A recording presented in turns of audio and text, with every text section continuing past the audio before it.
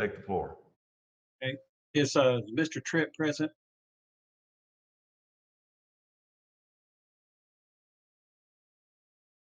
Mayor, do you know if I Mr. don't Tripp see is him. present? I don't see him on here yet. And there, it's 5:28, so I don't know if you want to wait just 2 more minutes just to see if he comes on or not. Well, I think we'd be required so to have a majority.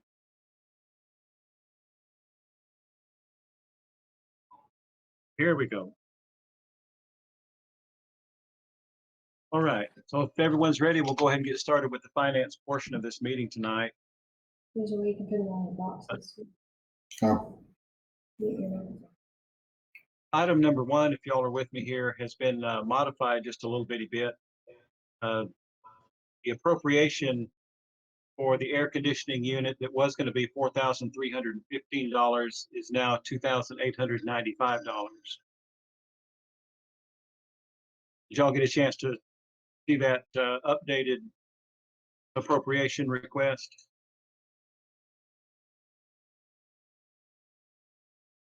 Ms. Phillips and Mark? If you're talking, your mics are off. that's so you don't hear me chew my food. Sorry. There you go. How did we go from 4,000 What- to 2,000?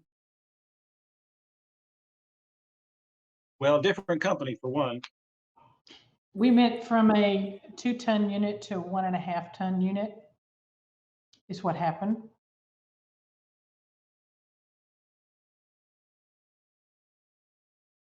Did that I'll make, answer your question? I'll make that in the form of a motion if you guys are good with that.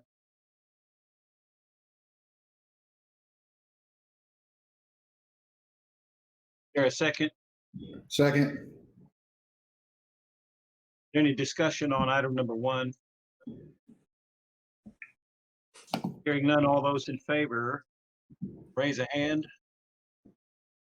We can see you. There you go. What about you, Mr. Tripp? Aye. Okay.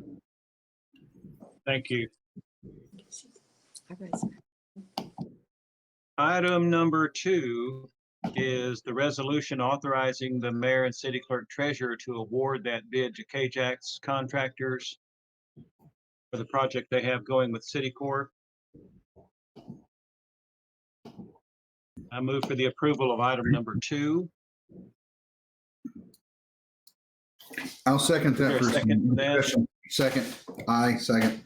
Okay, yeah. What's your discussion, Mr. Tripp? We're going to play devil's advocate here for a second. Over the last couple of years, and this is not new news to Mr. Mallett, but there's been a lot of issues with the different contractors that have had the City Corp projects, mainly the City Corp, because they've been doing a lot of different stuff, from blocking streets to just lack of coordination, lack of notification to residents, lack of notification to businesses that's going to impact them. And so my question is, we're authorizing the mayor to sign this contract.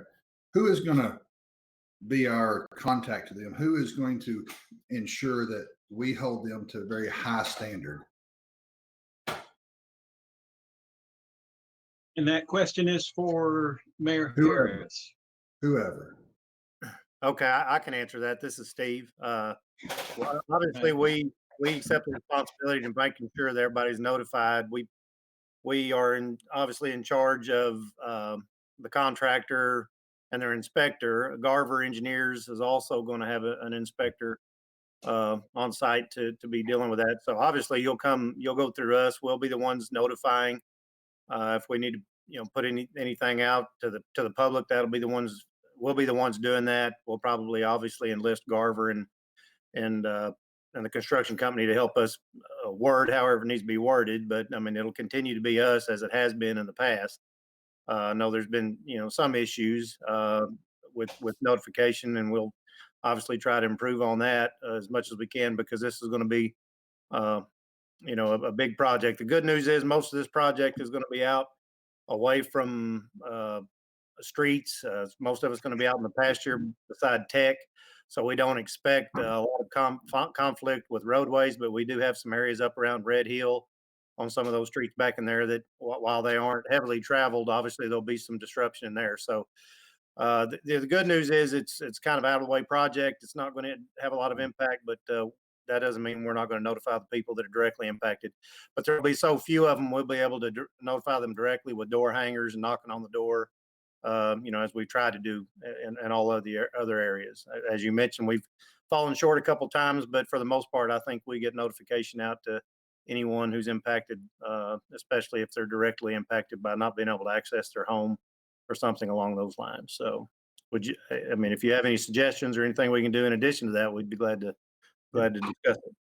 No, I just wanted, since we were taking action to approve it, I at least wanted it to be on the record. Okay. And before the record, Steve's always done a good job responding to things, but to his credit, he does good in a reactive state. But I always feel bad having to go to him. I wish things could be a little bit more smoother so that he doesn't have to get involved. Yes, I appreciate that. And if you, as always, if anybody hears anything or you hear anything, as soon as you contact us, we'll get it taken care of. Steve, why don't we do this? Why don't we have a kickoff meeting before we get started between City Corps, the city engineer, and the contractor, just to lay out expectations and standards. That way it's identified on the front end and all parties involved are aware of what the expectations are. Yeah, that'd be easy to do. Okay, thank you.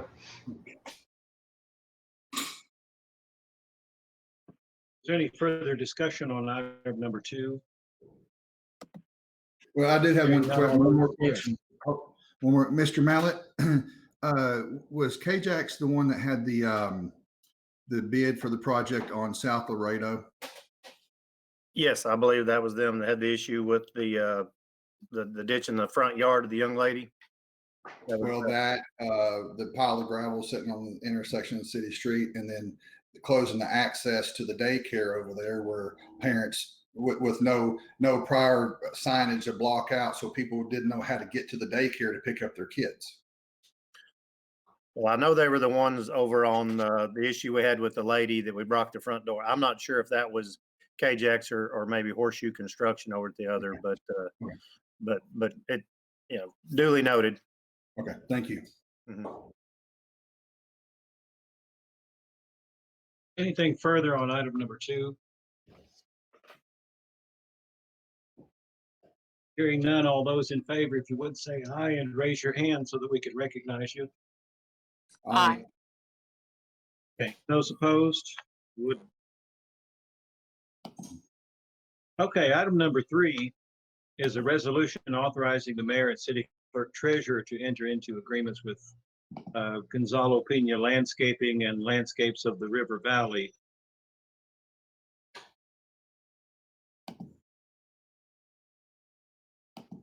I do have just a few little questions about that, if there's someone that can address those. On this bid sheet that we received, the 3 bids that were given, Gonzalo's bid was just under $55,000. Walton Irrigation was for $69,000, and Landscapes of the River Valley, did I read that correctly, that they had quoted $135,000? Yes, sir, you did. Were they not understanding the bid specs? Or did they give a reason for such a ridiculously large difference? Mr. Newman, did you get a chance to follow up with them on why their bid was so high? No, sir, I did not contact them. The way the bids were broken down, it was showing what was going to be done for the general landscaping and then the mulching installation. So there was some sub numbers in the actual bid package. And what they did, because this is a 2-year contract, they doubled the numbers that they had in there. So their math showed $135,000 to do this work. So I did not reach out to them. But even if their bid was half the amount, it is still higher than the low bidder for contract A.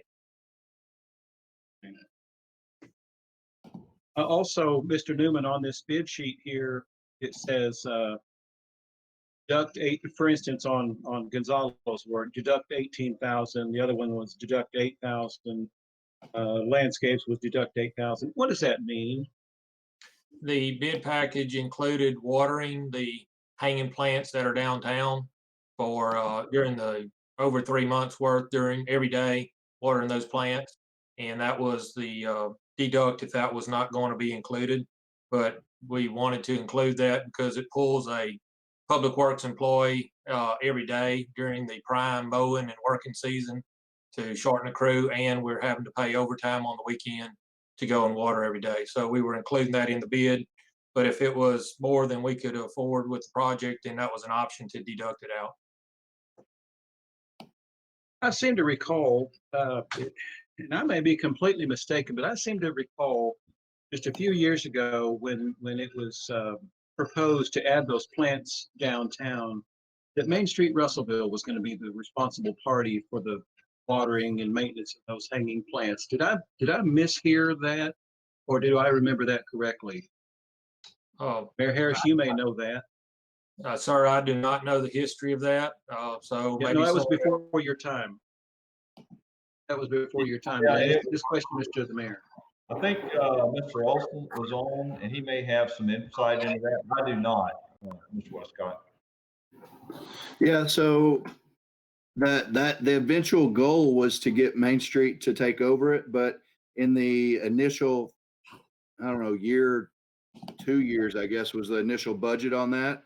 And that had money for Public Works to take care of it as we did it. But then the city engineer at the time took it on himself to start watering them, which was favorable at the time. But obviously, we're dealing with a sales tax deficit now. One thing I will add is the hanging baskets that we did last year. The amount that we did last year was 75, which with when all this stuff hit and I saw the sales tax gonna fall like we saw, like it is. I've reduced the number to 25 down there, so it shouldn't take near as long as it has in the past couple of years to water down there. So how does that factor into our relationship with Main Street Russellville and their initial agreement, or at least it was verbalized when we were discussing this on the front end, that Main Street Russellville was going to be responsible for the maintenance plants. Now that there's only 25 plants, is that not something that they can do and save the taxpayers $18,000? Yeah, so that was one thing. I spoke with Mr. Newman and Mr. Duval about looking at those proposals in more detail, because that seems like a extremely high number, especially you relate that to an employee. You're talking about to water 25 baskets, it may take him an hour, hour and a half. So for an outside contractor to charge $8,500, it seems very, very much excessive at that point. So y'all are the finance committee, do what you want, but I would love to have a look at all of that maintenance contract. As I previously stated, just because I have experience with it, I know what I can look at and know what's right and what's not. Yeah, I would just add, in all due respect, we did get 3 bids and this was the cheapest of the 3 bids. So that has to be considered in the conversation. Sure. But, and it's not that I'm not in favor of going with the least expensive bid, which in this case is Jalapeno, but I am very much interested, before we agree to some kind of appropriation, that we consider deducting that $18,000 and put that responsibility back onto Main Street Russellville as was agreed upon at the very beginning. Because, you're talking a 3-month maintenance period, $6,000 a month to water 25 plants. The I do 8,000, it myself for $5,900. No, you're 100% correct on that. I'm not on the finance committee, obviously do what you want, but I would suggest deducting that from it, and we'll figure out how to water it later. Okay. and a point of clarification from Robin, that 18,000 is for 2 years. It's a 2-year contract. Okay. So that doesn't change the objections to it. It's just not 18,000. It's 9,000 a year. Okay. And I just like, So I'm certainly welcome to have the discussion. My concern is that we're going to throw it back on Public Works, and we're going to be back to where we are now, where we're having to pull someone off the street work in order to go water the plants and pay them overtime. So that needs to be considered before we just throw this out. So we don't want to spend, $9,000 a year to have it done, and we'll throw it back to Public. It's not net cost neutral to do that. It does cost the city when we pull people off to go do this activity. So something to consider as we have this dialogue. okay, and I appreciate you bringing that up. I would hope that it would be in writing between the city and Main Street Russellville that they are required to do the maintenance, watering and maintenance on those plants, as was agreed upon at the very beginning. So if we can get that in writing with them and then move forward with go ahead and awarding these bids to the parties as presented here in this item number 3. Can we do that? Well, if I may interject, Mr. Westcott, if we decide to take the deduct, the Lawnscapes of River Valley, because there's some strong, interesting numbers they've got in here. They have $135,000 for the total bid, but their deduct is $81,800 is what's in their bid package. So I just when see you- 8,000 on this sheet that we received. Water deduct was 8,000. And I apologize. I believe that's a typo from the transcript. I can pull that bid real quick and look at the handwritten.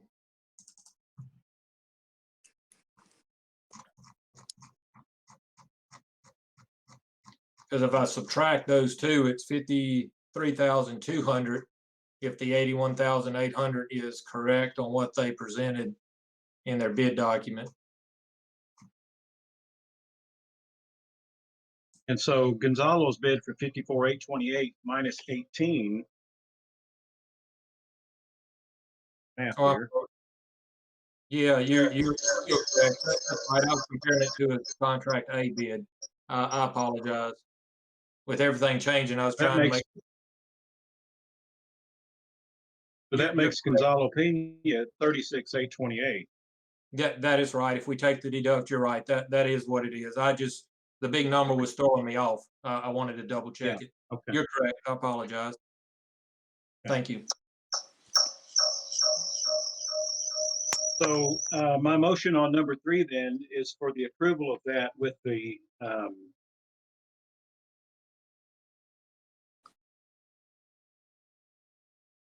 with Gonzalo Pena's portion being 36,828, or for the sake of easy math, even 37 if that's what it needs to be.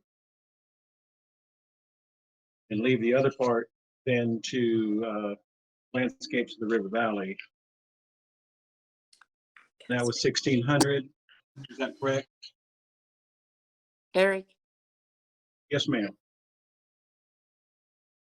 if my memory serves me right, I agree. I think that they were supposed to. I'm not hearing you, Miss. I think they were supposed to take care of this, and we don't seem to have There you go. anything quite straight as to what's supposed to be done. So why don't we go back to the drawing board, check with Main Street Russellville, talk it over with them, and come back with a more reasonable rate. That's a lot of money to ask somebody to water flowers.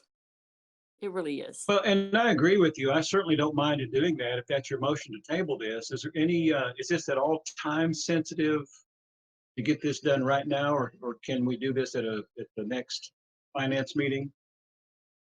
Mayor, do you know if this is critical? Well, I think the the timing, we're a month behind actually on our normal schedule, but with the virus going around and other things not being, as much public involvement right now, that may be something that can wait, but we're already a month behind with this bidding portion compared to what we normally would have done. So we were showing it starting in May 1st with the contract that's been advertised. So if we delay it a month, that would potentially affect some of the bid or something if we need to do anything differently. Okay, so just so that I understand this bid thing correctly. If we deduct the watering, we're looking at 36,828 from Gonzalo's work. We're looking at 1,600 from Landscapes of the River Valley, and that covers a 2-year period. Is that correct? Yes, sir, that is correct. Okay, that's my motion then for the approval of item number 3 with those numbers. Can there a you second? restate that, Mr. Westcott? Pardon, one more time. Can you restate that in detail, please? Okay. The resolution authorizing the mayor and city clerk treasurer to enter into an agreement with Gonzalo Pena Landscaping in the amount of 36,828 and River Valley, or Landscapes of the River Valley in the amount of $1,600. The landscaping and irrigation in the downtown Russellville and for other purposes, these funds will cover the next 24 months. And that will include watering the flowers? No, ma'am. Correct. Well, the watering the flowers will be done by Main Street Russellville. Well, do they know anything about it, do you think? Have they ever been approached and talked to about it? I That was remember something this- that they agreed to do at the very beginning of this.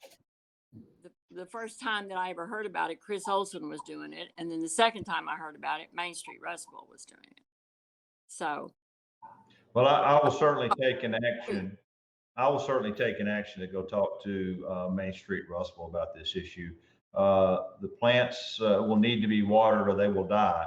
So someone Right. will have to do it. Again, my concern is that we're going to throw it back on Public Works because it's, it's just, that's the way it's going to fall and it's going to impact our resources continuously. But I'll take that action and we'll see what we can get worked out. How much watering is it actually going to incur in the environment we're currently in? So first off, it's a Recreate. My other nonprofit's the one that did it to start with, in conjunction with Main Street, because they had been trying to get it done for about 5 years and never got it done. So we finally got the hanging baskets done, private donations, paying for it. So whenever I went in all the beginning phases, went to the city engineer at the time, and he said, well, we've got a buggy. We've got a guy, I'll just send him down there to water it. So they continue to water it. That went through year 2 and year 3. They've gotten progressively better at it because the baskets are now looking a lot better. I know it sounds very simple to just go grab a wand and water the baskets, but they get there's fertilizer in every batch of water that goes through there. They trim them year round. There's a lot more to it than just watering hanging baskets. The number went from 50 to 75. We reduced it down to 25 so that we could keep it in budget with the future sales tax drop off. If nobody's going to water the baskets, it's a huge waste of time, money, and effort. So that's just a question that everybody needs to decide on at this point, because if we're not going to water them, I'll find something else to do with them, sell them or something. I don't know, but they're already bought, they're grown, and they're ready to go up at this point. So they go, it changes. And the guy that's been watering them for the past 2 or 3 years has started to realize what it takes. And I think Kenneth would tell you the same thing, that it's been a major learning curve. It's not something that you just go and do once or twice a week. You have to water them every single day to keep the soil moist. You have to continually fertilize them because the fertilizer just drains out the bottom of them. There's a lot more to it than you would think. Now, I'm not saying there's not alternate methods, but it needs to be somebody dedicated to do it. Because if we go the Main Street Russellville route, which I'm not opposed to, I think that they just need to pay for it somehow. But if we go the Main Street route, what that's going to end up being is shopkeepers and whatnot downtown, merchants downtown watering their own baskets, which sounds like a real good thing in the beginning, but it doesn't ever get done. It doesn't ever get done uniformly. And they're going to get out there once or twice a week and think they've done a great job. And I do want to clarify that when we talk about watering plants and flowers, this discussion is just for the hanging baskets. It's not for the parking lot islands around downtown. Those are done by a sprinkler system. And this is just a point of clarification, Mr. Westcott, because we're starting a month behind, it's going to be a 23-month contract. So we would actually, next cycle, would try to have this done by April 1st, so that hopefully the world's normal and we have activities going on downtown by then. So they understand that these bids are for 23 months? Why would we do that? Why would we not say 24 months from when you start? They should I don't mean understand you it. personally. Well, they should understand it because that's the specific day and month identified in the contract that they bid on. But the reason we were doing that was because this was the first time this service contract or this type of contract was generated through Public Works, and I was gathering information to get it so we could bid it. So normally, Junior Marple, they would have this contract started beginning of April, and here we are, in May, or about to be in May, and we didn't have the contract. So when the 2-year cycle or nearly 2-year cycle came up, I wanted to have the contract started in April 1st versus May 1st, 2 years from now, approximately 2 years from now. Does that make sense? What I was attempting, but it's It clearly. does. We'll just hope that 2 years, we'll just hope that 2 years from now in April, they mow it extra short. That's all. Well, I mean, Is there any other discussion on item number 3? Because it's getting close to the 6 o'clock hour. Is this, have we decided that the mayor's going to speak with the Main Street Russellville group first? And have we decided it's only 25 baskets, it's 75 baskets? So, I mean, Mayor, is that something you're going to take on? Yes, I have taken an action to go have that discussion with Main Street Russellville, and I will probably pull Chris Olson into that discussion because he obviously has a lot more knowledge on this than I do, and I appreciate the information he just espoused about the dedication it's going to take to keep those plants alive. I do think they're an asset to our community, and I would like to see that continue. But we just need to make sure we know how we're going to make that successful. Thank you. Ms. Caruth, the specifications that we provided did include it's 25 pots is what was in the bid. So Mr. Olson had indicated that previously to us. So that's what we have in there right now. Thank you. Yes, ma'am. Okay. Any further discussion on item number 3? Hearing none, all those in favor signify by saying aye and raising your hand. Aye. Those opposed? I don't want to vote for it. I don't want to vote against it. Well, I'm going to vote yes, so this moves on to the city council. Okay, item number 4 is the first quarter reimbursements for Main Street Russellville in the amount of $13,439.80. I move for the approval of item number 4. So moved. Is that a second from you, Ms. Caruth, or I'll second yours? Yes. Any discussion? Hearing none, all those in favor of approving item number 4, say aye and raise your hand. Aye. Aye. Item number 4 passes. Item number 5, and what appears to be the last thing on my agenda here, is consideration of an ordinance transferring administration of the retirement coverage for eligible members of the Russellville Police Relief or Pension Fund to LOPFI. I move for the approval of item number 5. Second. Is there a second? Second. Is there any discussion on item number 5? Hearing none, all those in favor say aye and raise your hand. Aye. Aye. Motion carries. Anything else for the good of this committee before we adjourn? Mayor, we stand adjourned. Thank you, Mr. Westcott. And I've got 5:59, so we're going to give it about 1 minute, and then we're going to start into the full council agenda.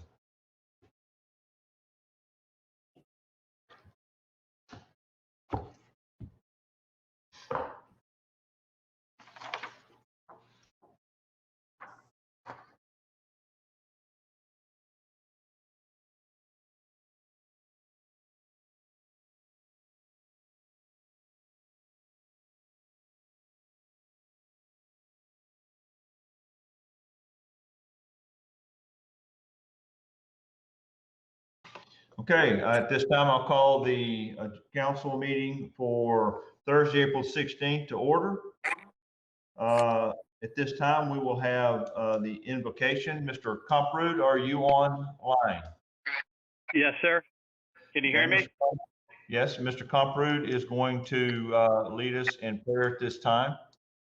And we will say the Pledge of Allegiance. Hopefully you have a flag present, and we'll go through the Pledge of Allegiance after the invocation or after the prayer, and then we'll go into roll call. Mr. Comprood, thank you for being here this evening. All right, let us pray. Lord, I pray for all the families and individuals that are involved in caring for and providing for the welfare of so many people during this crisis. We ask for your protection over each and every one of them. And I want to lift up the leaders of our country to you, those that have placed themselves in positions of authority. Help them in making wise and thoughtful decisions in the things that they have to come about. I want to pray for the men and women serving in our military. Watch over and protect them and their families. And I also ask this same protection for those serving in our police and fire departments in our great city.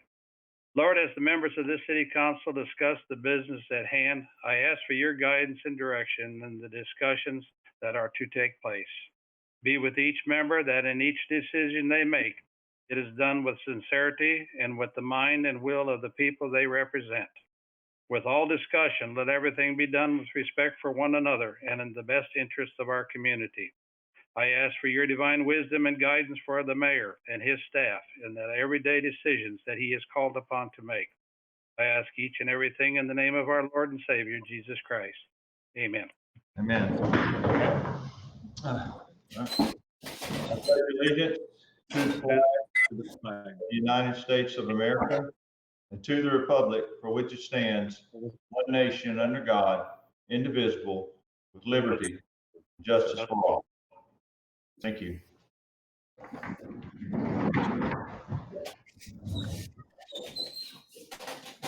Okay, this time we'll do roll call. Ms. Skelton? Ms. Cruz, Present. Mr. Harris, Present. Mr. Tripp, Here. Mr. Olson, Here. Mr. Harold, Here.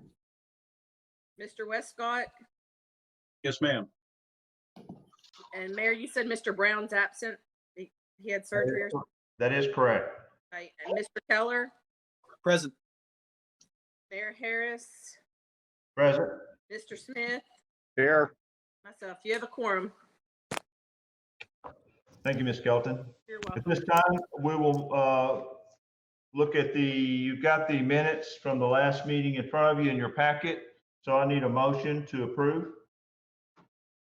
Motion. to Motion. approve. I have a motion from Mr. Westcott and a second from, who is that other person? That's me, Mayor Harris. Okay, and from Mr. Harris. All in favor, say aye. Aye. All opposed? Aye. Yes, sir. I have one opposition. Okay, so that was just a delayed aye. If you're talking to me, then I guess yes. Okay, thank you, Mr. Keller. So, okay. So the minutes have been approved. At this time, we will let Ms. Johnson provide us our financial report. Ms. Johnson?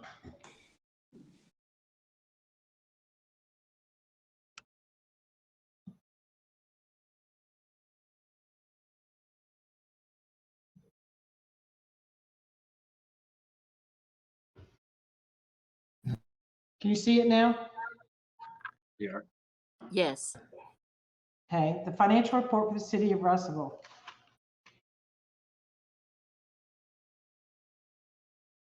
General fund revenues for March were $1,246,167, which was 7.7% above year-to-date projections. Tax receipts were $754,562.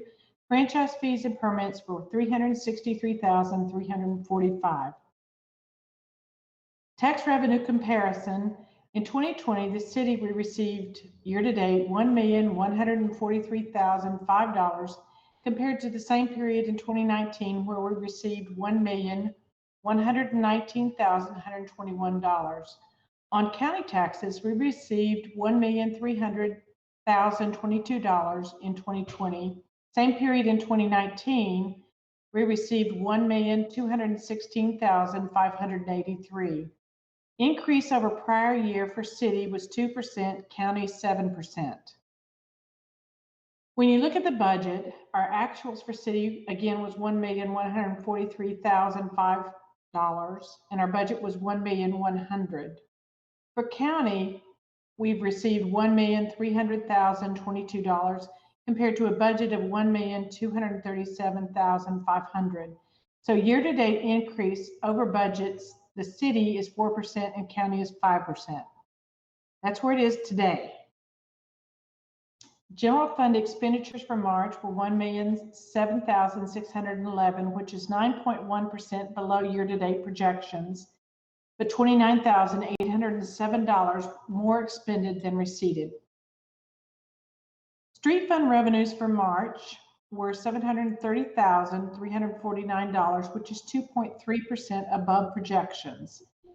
This is comprised of new sales tax of $530,122, state turnback and ad valorem tax of $120,160, half-cent road sales tax of $51,566, interest of $28,172, and other of $330.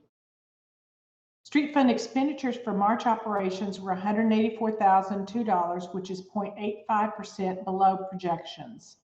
Sales tax improvements spending was $319,577, which was for Inglewood, drainage projects, and sidewalks. In the Economic Development Fund, March revenues were $46,383, new sales tax of $41,970, and interest of $4,413. There were no expenditures in March. The balance of the various funds as of March 31st, 2003 fund was $1,504,097.73. The 2007 fund was $1,028,627.08. And the 2014 fund was $976,733.92. Capital asset March revenues were $176,678, which was comprised of new sales tax of $83,940, a shift from the general fund to capital assets for the planning software funding of $76,000, parks $15,487, and interest of $1,251. March expenditures for capital assets was $209,497. $83,940 went to Citicorp. The IT infrastructure project spending was $125,293, and the Russellville Dog Parks was $265.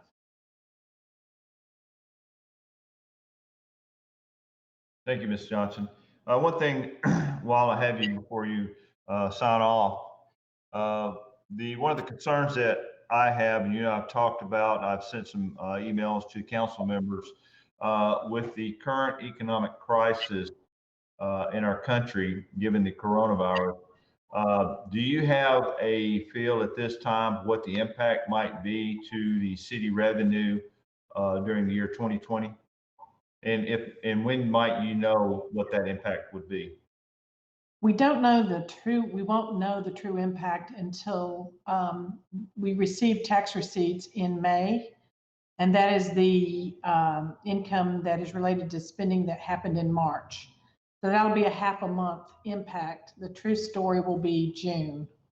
The city is we're going to have a downturn. One of the things I'm trying to get a handle on is what are the components of the sources of our sales tax revenue.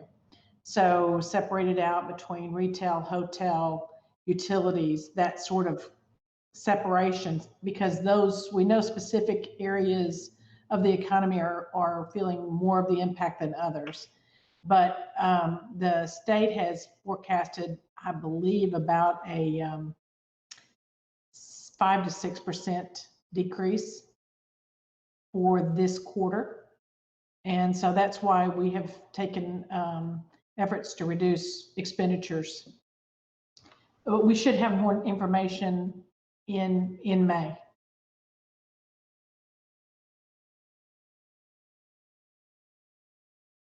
Thank you, Ms. Johnson. Is there any other questions for Robin before she signs off? Hearing none, we'll move on with the agenda. At this time, we'd like to go into the mayor's report, and I will open it, let Trey have a brief discussion relating to claims against the city of Russellville. This is basically a tutorial, I think, for the council at this time. Mr. Smith?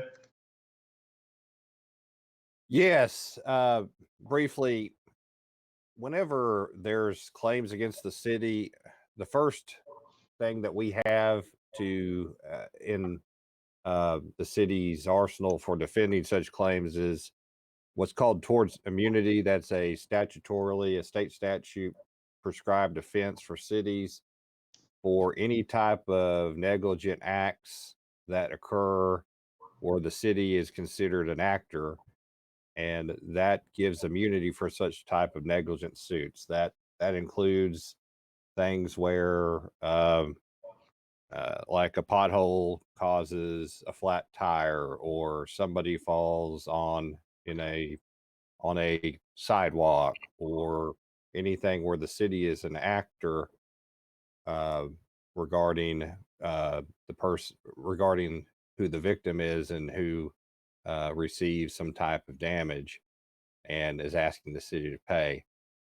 And for a city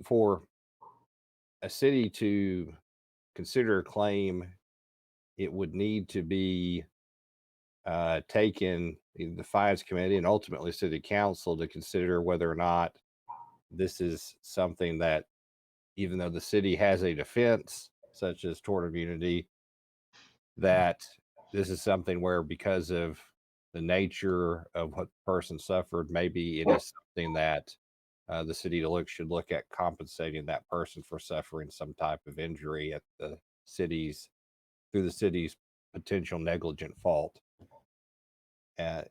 The day-to-day people, such as the mayor, myself, department heads, don't have that authority to do it.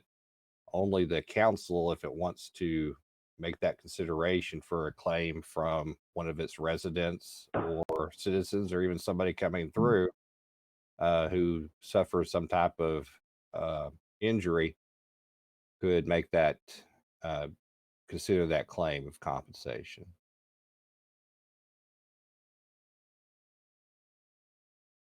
Thank you, Mr. Smith. Is there any questions for Mr. Smith on this issue? Okay, hearing none.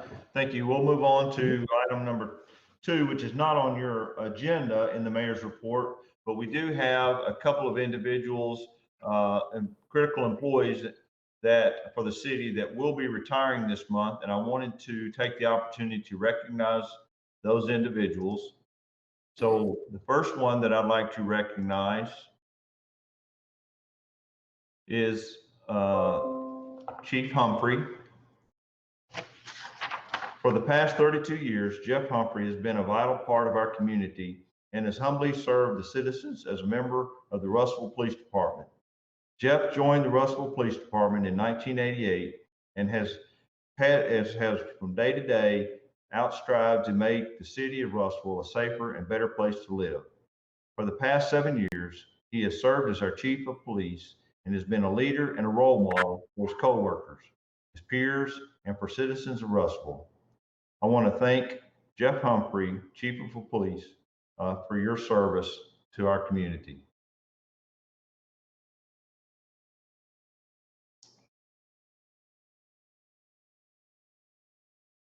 Well deserved, Chief. It is unfortunate that we can't have him here to present at this time, but I did want to acknowledge that. And I have another one, Mr. Holstein, as soon as I can figure out how to get his picture up here. Okay. There we go. It should be showing up. here in just a few minutes. For 22 years, Brian Holstein has held our community together and has raised the standards of what it means to be a leader. As our community development director, he has ensured the welfare and vitality of the city of Russellville and has always gone above and beyond his call of duty. As we transition into a new chapter for the city, I want to thank Brian for laying the groundwork through his hard work and dedication to the city of Russellville. Thank you, Brian Holstein, for your service to our community.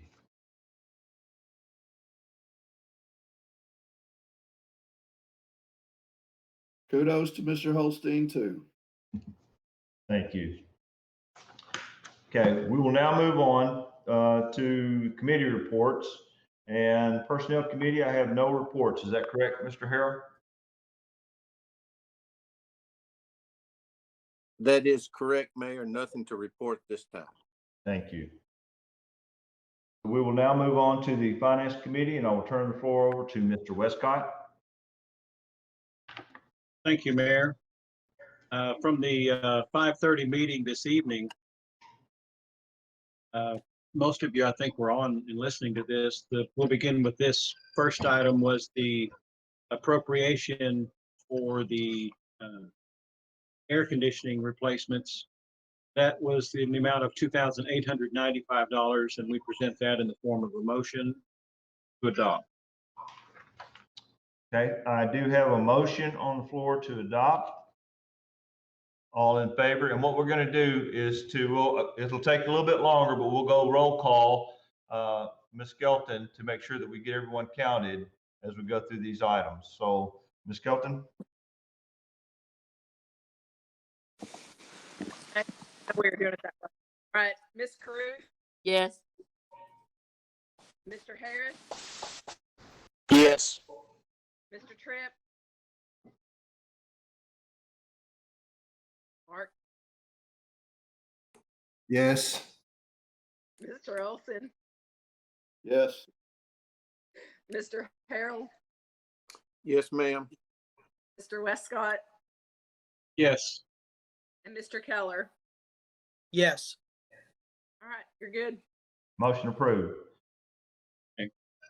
Item number 2 is a resolution authorizing the mayor and city clerk treasurer to award the bid to KJAX contractors in conjunction with the work being done with City Corp, and we present that as a motion to adopt. I do have a motion. All in favor, roll call. Ms. Carew, Yes. Mr. Harris, Yes. Mr. Tripp, Yes. Mr. Olson, Yes. Mr. Harrell, Yes, ma'am. Mr. Westcott, Yes. Mr. Keller. Yes. You're good. Thank you. Item 3 is the resolution authorizing the mayor and city clerk treasurer to enter an agreement with Gonzalo Pena Landscaping in the amount of $36,828 and landscapes of the River Valley in the amount of $1,600 for the next, I believe, 23 months for landscaping and irrigation work in downtown Russellville. And we present that as a motion to adopt. I have a motion. Is there any discussion? Hearing none. All in favor, roll call. Ms. Carew, Yes. Mr. Harris, Yes. Mr. Tripp, Yes. Mr. Olson, Yes. Mr. Harrell, Yes, ma'am. Mr. Westcott, Yes. Mr. Keller. Yes.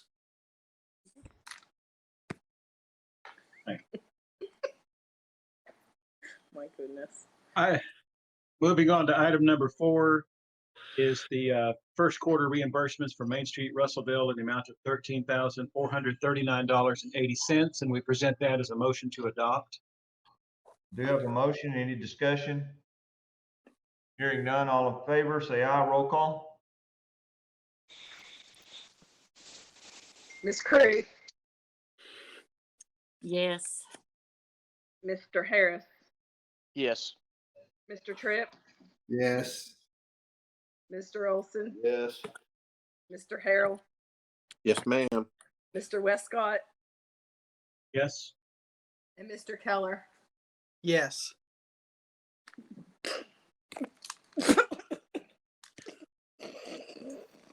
Item number 5 is consideration of an ordinance transferring administration of retirement coverage for eligible members of the Russellville Police Relief and Pension Fund to the Arkansas Local Police and Fire Retirement System, ...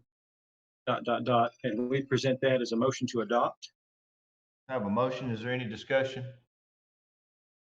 Hearing none, all in favor, roll call? Mayor, this is an ordinance, so we'll need to suspend if it's going to adoption and be read one time.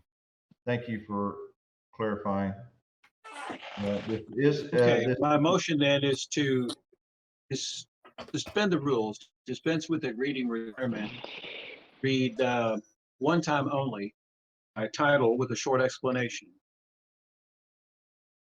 I have a motion to suspend the rules, dispense with the reading requirements, read one time only by title only with short description. All in favor, say aye. We'll just go with the aye and an I and an A here at this time, since we're doing the Aye. reading. Aye. Aye. Aye. Aye. Any opposed?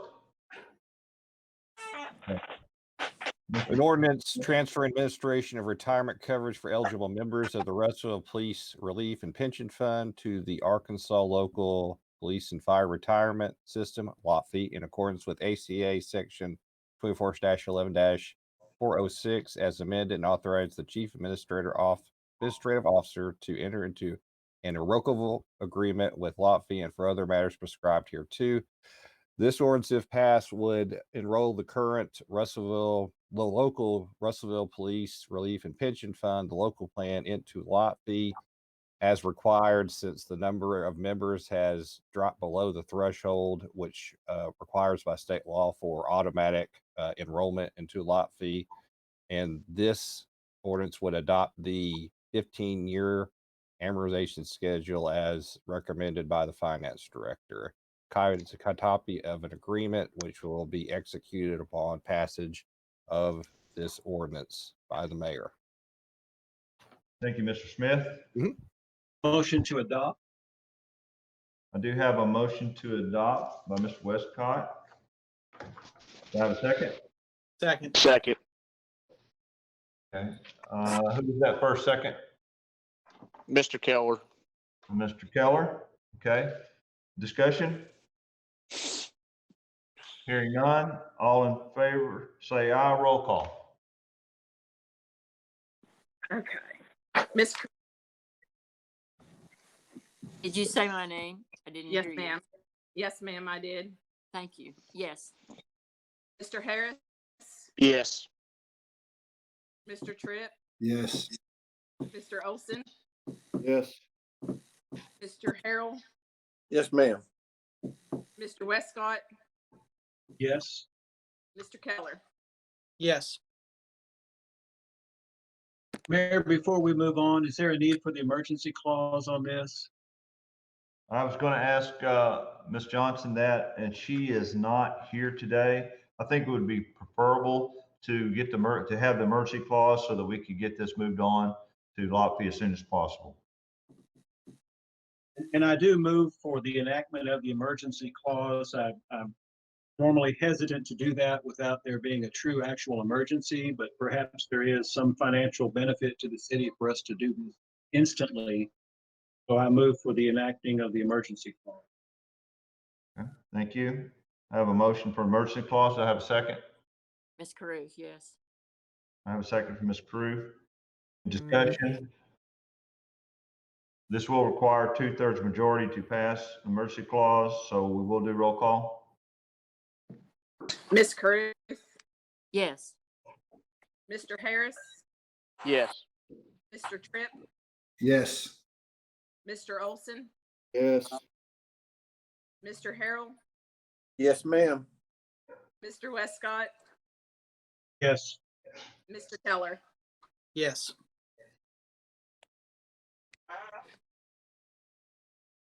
Motion passes.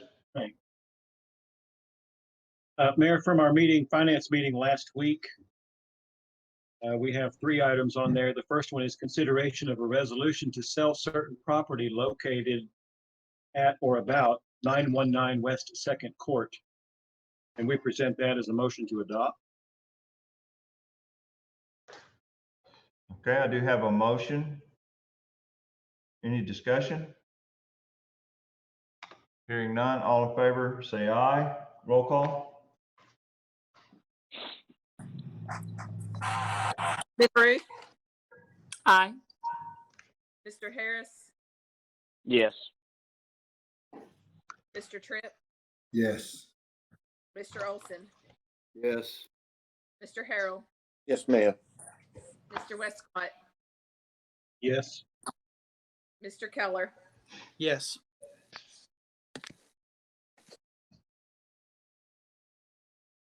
Thank you. Item number 2. Item number 2 is the first quarter expenses for the Russellville Boys and Girls Club in the amount of $17,584.67. Present that as a motion to adopt. I have a motion. Any discussion? Hearing none, all in favor, say aye. Roll call. Ms. Ruth, Yes. Mr. Harris, Yes. Mr. Tripp, Yes. Mr. Olson, Yes. Mr. Harrell, Yes, ma'am. Mr. Westcott, Yes. Mr. Keller. Yes. Okay, and what I show to be the last thing on our portion this evening, Mayor, is the first quarter expenses for the Arkansas Valley Alliance for Economic Development in the amount of $19,837.36. And we present that in the form of a motion to adopt. I have a motion. Any discussion? Hearing none, all in favor, say aye. Roll call. Ms. Ruth, Yes. Mr. Harris, Yes. Mr. Tripp, Yes.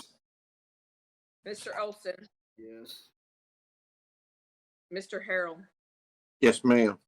Mr. Westcott, Yes. Mr. Keller. Yes. Mayor, we yield the floor back to you. Thank you, Mr. Westcott. At this time, we'll move into unfinished old business. And going forward, I think we'll just call an aye or a nay on the votes unless it's an ordinance. If it's an ordinance, we will do roll call just to make sure that we got those counted appropriately. So the first item in the old business, unfinished old business, has to do with the retail sale of recreational marijuana. It is my understanding from Mr. Harrell that he'd like to table this item. Is that correct, Mr. Harrell? Yes, sir, please. Okay. Do I have a motion to table then? I so move. Motion.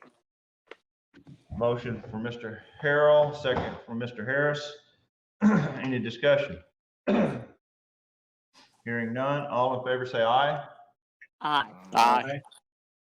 Aye. Opposed? Okay, motion carries to table. Item number 2, consideration of an ordinance vacating and abandoning North Beaumont Street.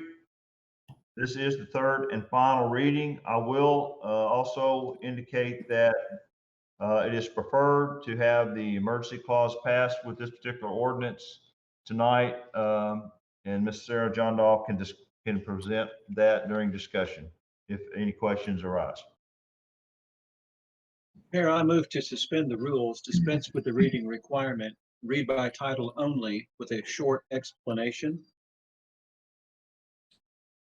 Okay. Thank you, Ms. Westcott. I do have a motion. Do I have a second? Second. Second from Mr. Tripp. Okay. This time I'd like to suspend the rules, dispense with the reading requirements, read by title only with a short explanation. All in favor, say aye. Aye. Aye. Aye. Opposed? Motion carries. An ordinance vacating and abandoning North Beaumont Street between West B Street and West C Street in the city of Russellville, Pope County, Arkansas, for the purposes this ordinance, if passed, would vacate the aforementioned North Beaumont between West B Street and West C Street, as further described in the Exhibit B in the legal, and also shown on the plat as Exhibit A. Thank you, Mr. Smith. Do I have a motion? Motion approve? to adopt. Second. I have a motion to adopt from Mr. Westcott, a second from Mr. Tripp. Any discussion? Hearing none. All in favor, say aye. Roll call. Ms. Bruce, Aye. Mr. Harris, Aye. Mr. Tripp, Yes. Mr. Olson, Yes. Mr. Harrell, Yes, ma'am. Mr. Westcott, Yes. Mr. Keller. Yes. Motion passes. Motion to enact the emergency clause. Second. I have a motion from Mr. Westcott, a second from Mr. Tripp. Any discussion on the emergency Yes, clause? Mayor, can you verbalize to us exactly what that emergency is? I think I'll let Ms. John Dahl explain that. Ms. John Dahl? Yes, absolutely. So the applicant has already been issued a building permit to move forward. The buildings, however, are in that area of the right of way in order to make the property work for their proposal. In order to make sure that we get the plat all finished and completed prior to final certificate of occupancy on that project, it is best to submit the emergency clause so that we can get all the other items associated with this completed.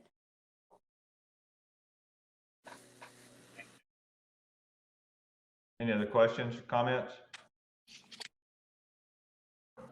Hearing none.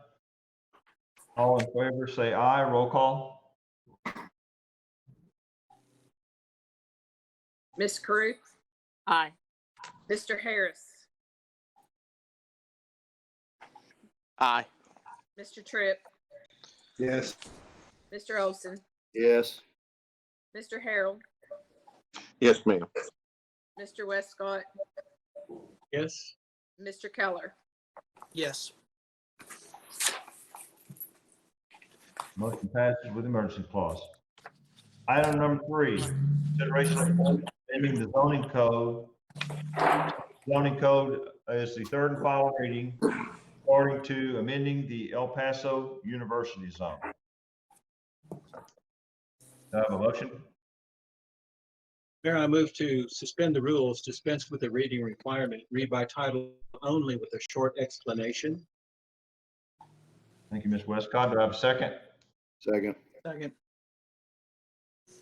Okay, Ms. Second, I'll just say Mr. Keller. Okay, so there is a motion to suspend the rules, dispense with the reading requirements, read by title only with a short explanation. All in favor, say aye. Aye. Aye. Aye. Opposed? Motion passes. An ordinance amending the zoning code for the city of Russellville, Arkansas, adopted by ordinance number 1966 and for other purposes. This ordinance, if passed, would amend the zoning code, the current zoning code, at Articles 1 and 2 regarding North El Paso University zoning. Those amendments are attached with this ordinance as Exhibit A and will be incorporated therein by reference to this ordinance making the adoption for the amendments. Motion to adopt. I have a motion to adopt. Do I have a second? Second. Second by Mr. Tripp. Discussion? Hearing none. All in favor, say aye. Roll call. Ms. Carruth, No. Mr. Harris, Yes. Mr. Tripp, Yes. Mr. Olson, Yes. Mr. Harold, Yes. Mr. Westcott, and Mr. Keller. Yes. So that's 6 yeses and 1 no, Mayor. Thank you. Motion passes. Item number 4, consideration of an ordinance amending the zoning code, third and final reading. This change is relation to verbiage for vehicle storage areas and for trees. What is the will of the council? Motion to suspend the rules, dispense with the reading requirement, read by title only with a short explanation. Do you have a motion? Do I have a second? Second. I have a second to suspend the rules, dispense with the reading requirements, read by title only with a short explanation. All in favor, say aye. Aye. Opposed? Motion carries. An ordinance amending the zoning code of the city of Russellville, Arkansas, adopted by ordinance number 1966. And for the purposes this ordinance, if passed, would make the amendments to article number 4, specifically regarding vehicle storage area and trees. Those amendments are further spelled out in Exhibit A, which would be adopted, incorporated into the Russell zoning code if passed. Thank you. Do I have a motion to adopt? Make a motion to adopt. Second. Was that Mr. Harrell and Mr. Keller? Mr. Olson, sorry. Mr. Olson and Mr. Keller, thank you. Discussion. So as you know, I've kind of had some question about this item. It's not that I'm opposed to a tree, because I'm not. Couple things. I don't think how the way the environment and the world has changed in the last 30 to 60 days. I don't think putting an extra requirement on a business, whether it be a small business or a large business, is a good idea right now when all businesses are struggling. Number 2, a tree is a cost to a business owner all the way across. And I'm not sure that this ordinance is adequately prepared to have some in lieu of or alternative options. For example, I believe there's a permit for a car lot that's somewhere in the process. I would be willing to say that a tree is probably very last, almost last on the value of a car lot. And so I've really been thinking on this, and I don't want to be opposed to a tree, but I want to be opposed to shoving something down a business owner, a person's throat. Adding one more regulation. We already have this stigma of hard to do business with regulations, and here we are, we're wanting to tack onto it. Why don't we flip that and come up with, this is for somebody way smarter than me, and that's why we have staff and other experts.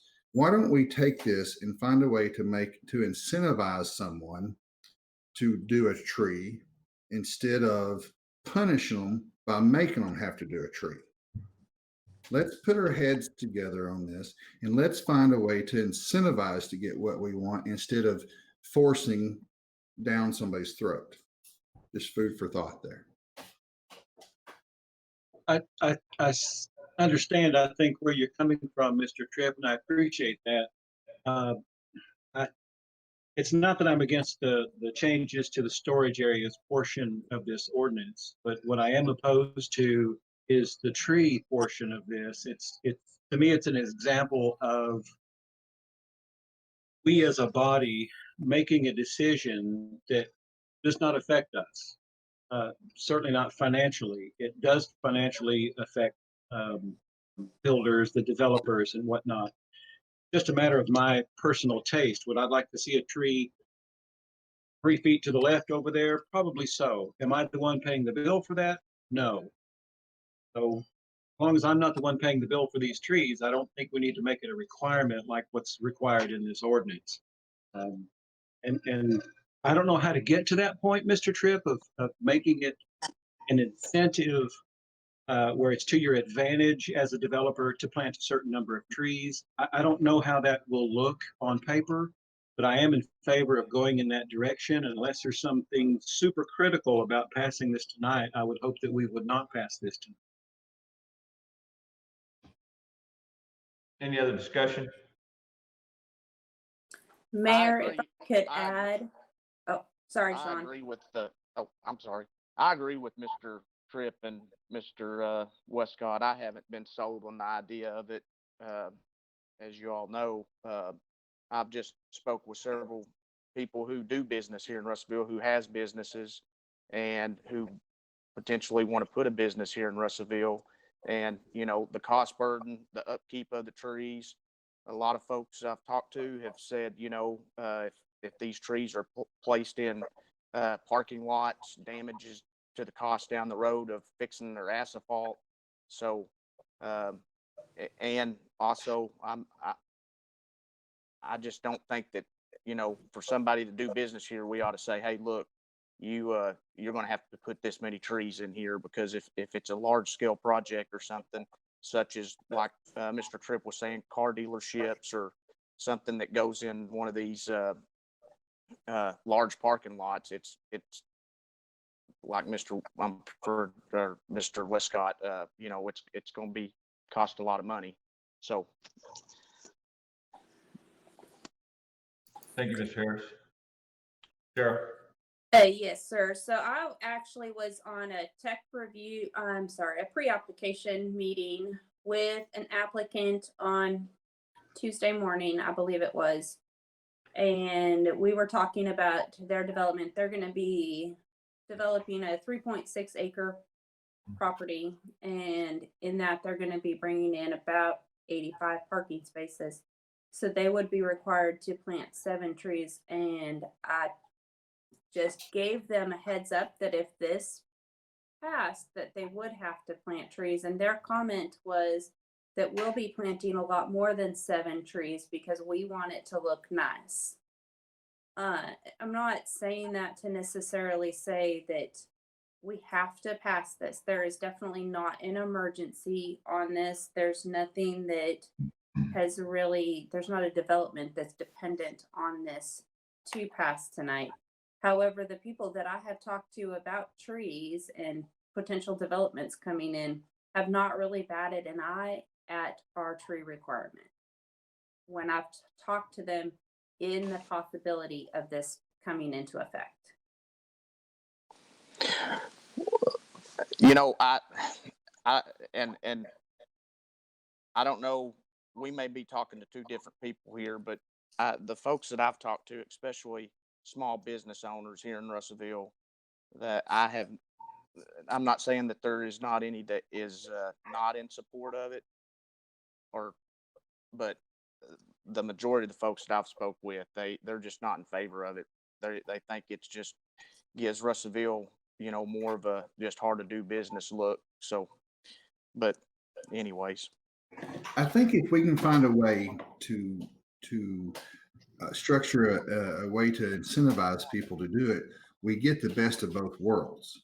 And depending on how that's structured, would have some details, but we can still get what we're looking at, because a tree can be good most of the time, but there's always that square peg that doesn't fit in that round hole. Yeah, so obviously y'all know where I stand on this, but I would challenge you, Mr. Tripp, to say it's at the expense of the business owner. Yes, it is, but it's also at the expense of the city, because we're reducing the aesthetic feel and look of our city. And so when we don't make these minor adjustments, it devalues our city because it brings the aesthetic level down. It's not ever, I've been doing this for a long time and y'all know that, but it's not ever a problem. Yes, the shoe doesn't always fit. I agree. But isn't that what, the planning commission or the board of adjustments or whatever is for, to say, if we have a car lot come in that's got 400 parking spots, yeah, it probably doesn't make as much sense to require them to do that many. But that's the one-off things.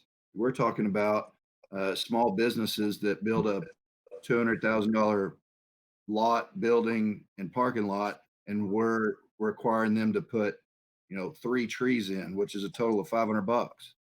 It's not a huge burden on anybody that I can see, but that's just my opinion, and there you go. If we can find a way to incentivize people, I think we get the best of both worlds. I'm just saying, I'm not sure this ordinance is in its finest shape for passage. And I agree with that. If this were a matter of the public health, safety, and welfare, I'd be all in favor of it.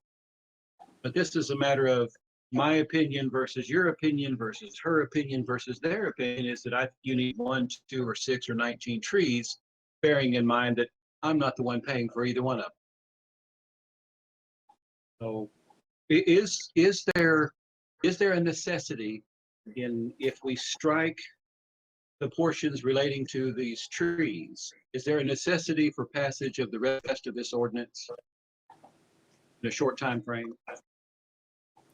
There is not any applications or anything that is, well, I'm sorry. Actually, there have been a couple parking lots that have been proposed for like auto repair places that they would prefer to do gravel parking storage areas versus having to pave that entire thing, that would benefit from those portions of this code passing.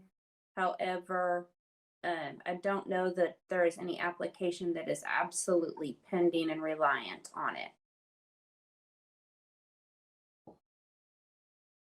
Would anyone on the council be opposed to amending item number 4 and striking the portion relating to the tree requirement? I know that would go back to the first reading then, but I would second Eric, as long as we have the understanding that Sarah, whoever, will continue to work on it to see if we can, find that a better line there for us. I'd like to ask Mr. Smith's opinion on if we change the wording of the ordinance, how far back do we need to go? Do we need to go back to the planning commission, or we just need to go back to the first reading? Mr. Smith? You just go back to the first reading, unless the planning commission is, if you really do something where you want them to take a look at it again and give you something review because you're doing some type of paradigm shift. But if you're just wanting to handle it here and change the wording, then it'll be a first reading because you've amended the ordinance. So if we change it tonight and read it with the new language, that would be the first reading? Yes. And theoretically, we could read it, suspend the rules and read it one time only for passage, correct? After you amend it, yes, you could suspend the rules for just one time and then go back and pass what you just amended. Mayor, my motion will be to strike the portions about the tree and read by short title, short explanation, or title only, short explanation at the first and only and final reading for this ordinance. I second that. oh, wait a minute. Okay. So I'm are you sorry. moving to amend it first, and then Yes, after the amendment yes. passes, we can make a motion to read one time? I think That's that would my, be. yeah, that's my, At this Okay. point. Yeah, so we have a motion to amend, to strike the portion associated with the trees leave the portion associated with the driveway and the parking. And then I have a second from Mr. Harris. Is that correct? Okay. Yes. Any discussion? Yes.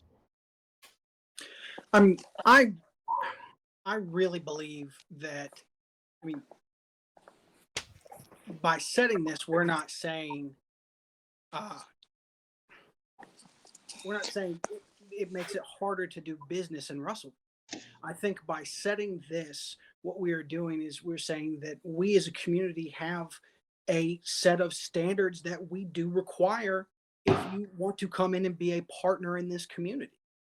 I don't think that the tree portion is overly burdensome. I think it's actually, in comparison to other tree ordinances around the state, it's much more laxed. And I just don't see why we would not say we have a certain standard here that we are requiring if you want to come in and be a partner in this community. Thank you, Mr. Cowan. I'd also add that this was something that our city planner came up with. The planning commission also passed, and here we are saying no to it. So we've got a broken system somewhere if everybody else is okay with it, and then we kick it out as well. But that's another point. Well, recognizing that every ordinance we pass instantly becomes law, I would certainly hope that we err on the side of being cautious. Again, recognizing that a lot of these laws that we pass do not affect us personally. So if we err, let's err on the side of being cautious. There's no rush about this tree ordinance. Certainly have that taken back to the Ms. John Dahl's staff to rework in a way that is the absolute best for everyone involved. Well, it's not that we're saying no. We're just saying, let's wait on the tree issue until we know for sure that it's as perfect as we can make it, because it becomes law when we pass it. Eric, Yes, ma'am. I think to do this correctly, we need to go over this ordinance again and resubmit it. I don't think we need to try to change it on the third reading and pass it. I really don't. I would vote no on that. Mr. Smith, help me a little bit. I kind of lost track of the motion. I know I have a motion to amend. We also originally had a motion. Didn't we originally have a motion to pass, or am I just making that up? I thought there was a motion to adopt to get to the discussion. Okay, so right now the motion on the floor for consideration is the motion to amend, and we have a second on that motion. Right. So is there any other discussion on that particular motion? And this motion keeps the vehicle storage and the gravel or the parking lot issue that Ms. John Dahl said could be impacted by a couple potential developments in the pipeline right now. So it keeps all that the same. It just strikes the tree requirement portion to not to do away with, but to take a little deeper, more thorough review of. Is there any other discussion? Hearing none, all in favor of the amended motion to strike the portion of the ordinance associated with the trees, say aye. Roll call.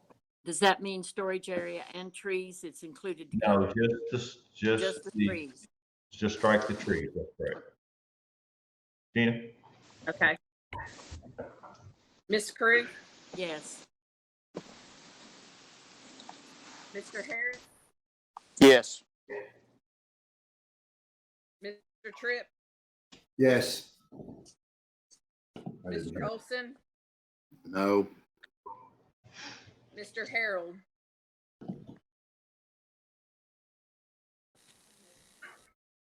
Mr. Harold.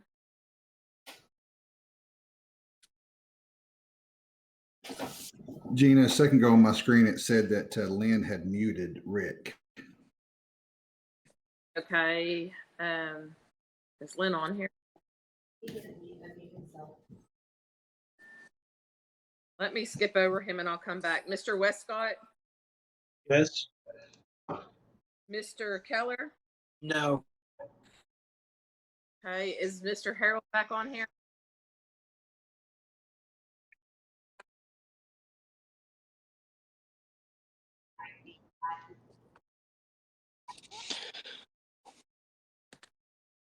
Yes, I'm seeing him connected and not muted at this point. I can try and call him real quick if you want to hang on. Yes, we'll hang on.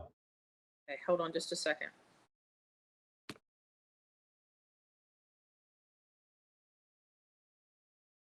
I'll just interject real quick. If he's having problems with his mic, he could try muting it and then unmuting it again. Sometimes that has helped on other meetings I've been in.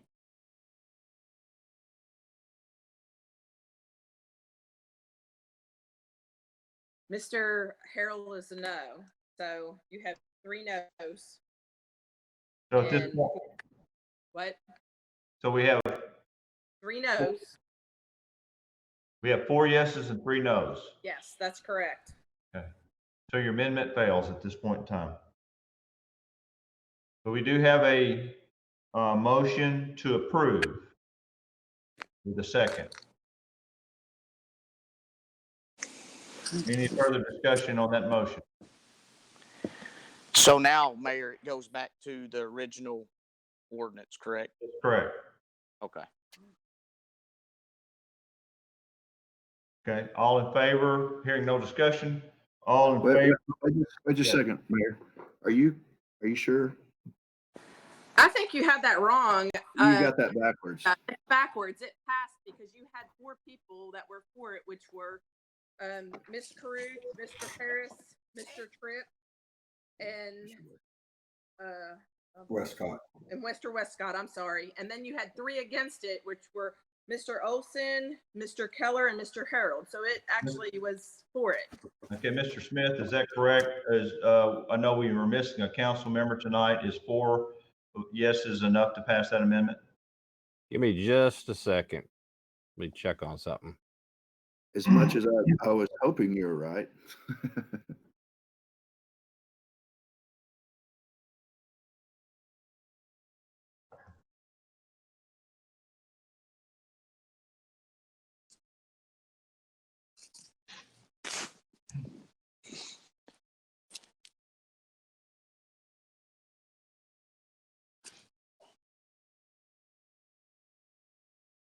Mayor, I believe it would pass because this is an amendment. It's not passing it. The passage of the actual ordinance resolution or ordinance requires a majority of the whole. This is just an amendment to it, so it would just need a simple majority. Okay, thank you for that clarification. Welcome. So at this time, go ahead, Trey. I said that's fine. I was done. Okay, so the amendment does pass. Thank you for correcting me and challenging that.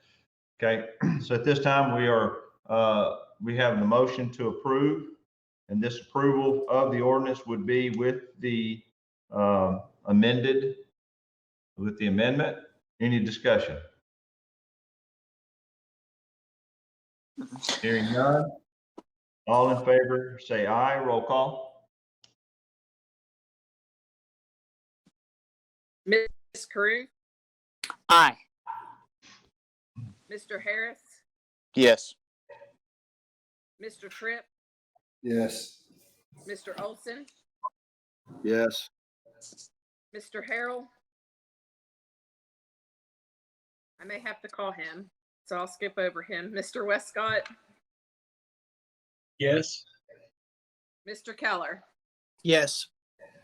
Okay, hang on and skip over Harold. Just out of curiosity on this while we're waiting, would Rick be able to type on the screen if we can't hear him and it would display?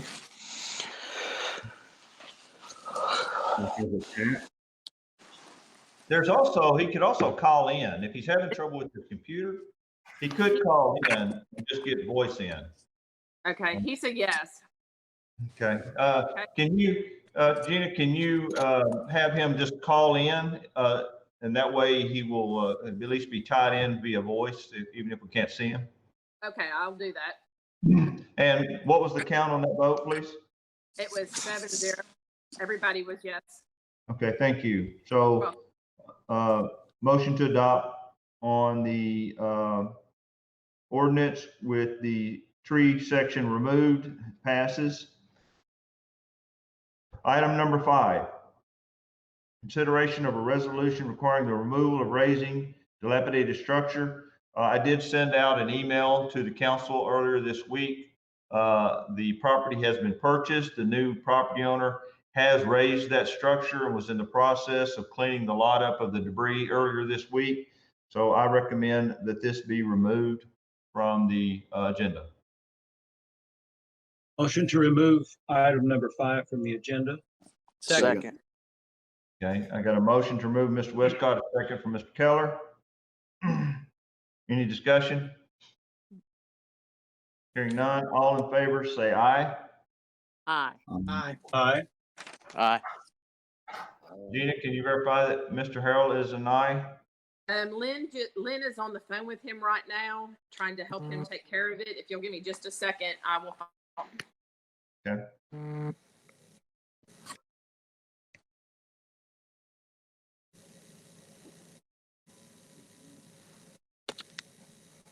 While we're waiting, any opposed? Justin, can you do a thumbs up or thumbs down? There we go. Okay.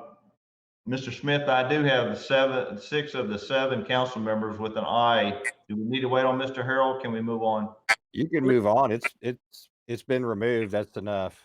Okay, thank you. Item number 6, consideration of an ordinance for the vacation part of North Greenwich. This would vacate the east 10 feet of North Greenwich Avenue, being west of and adjacent to Lot 7, Block 4 of the JL Shin Edition. This is the second of 3 readings. Do I have a motion? Mayor, I move that we suspend the rules, dispense with the reading requirement, pardon me, and read the second of 3 readings by title only with a short explanation. Do I have a second? Second. Okay, was that Mr. Harris? Yes, sir. Thank you. Okay, I do have a motion and a second to suspend the rules, dispense with the reading requirements, read by title only with a short explanation. All in favor, say aye. Aye. Aye. Opposed? Motion carries. An ordinance vacating and banning part of North Greenwich Avenue, the city of Russellville, Pope County, Arkansas, and for other purposes this ordinance if passed would vacate the east 10 feet of North Greenwich Avenue that's adjacent to that's west adjacent to to Lot 7, Block 4 of the JL Shin Edition. Thank you, Mr. Tripp. That concludes all the old business items. Moving on to new business. Item number 1, consideration of a resolution granting a special use permit to allow placement of an off-premise sign for Arkansas Heart Hospital Clinic and the Carti Cancer Center. This was passed unanimously by the Planning Commission. Do I have a motion? Motion. Motion. Second. Second. A motion by Mr. Harris and a second by Ms. Caruth. Discussion? Hearing none. All in favor, say aye. Aye. Aye. Aye. Opposed?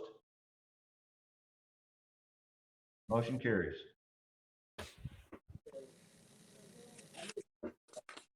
Item number 2, consideration of a resolution granting a special use permit for a massage and spa business and for other purposes. This is the Angel Massage and Spa at 2008 West Main Street, which is currently a C4 zone. Do I have a motion by the council on this? Motion to approve. Second. Motion to approve. Who's that motion from? Mr. Westcott? Mr. Westcott. Okay, I have a motion from Mr. Westcott. Do I have a second? Second. Second by Mr. Harris. Oh, by Justin. Mr. Keller. Mr. Keller. Okay. Any discussion? Hearing none, all in favor say aye. Aye. Any opposed? Aye. I have one opposition.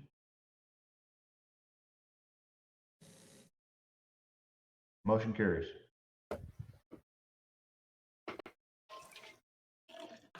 Item number 3, consideration of a resolution granting a special use permit for an adult development day treatment facility and for other purposes. This is at the Friendship location on North University Avenue. What's the Motion to approve by Mr. Westcott. Second. Second. I have a motion by Mr. Westcott and a second by Mr. Tripp.